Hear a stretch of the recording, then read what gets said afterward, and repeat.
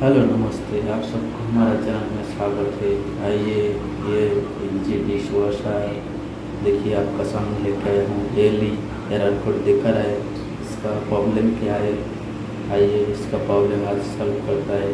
आपको सामने ये प्रॉब्लम दिखाता है, फिर इसका प्रॉब्लम सॉल्व करता है।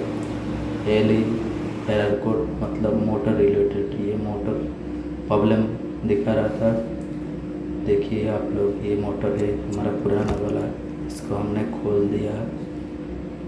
खोल के देखिए हमारे पास दूसरा भी मोटर है, ये दूसरा मोटर है, हमको ये लगाना है। इसको रिप्लेस कर दिया, उसके बाद ये ठीक हो जाएगा। ये मोटर का प्रॉब्लम दिखाता है। मोटर कभी कभी ये पानी जाने से जाम हो जाता है अंदर से, इसका प्रॉब्लम से आता है।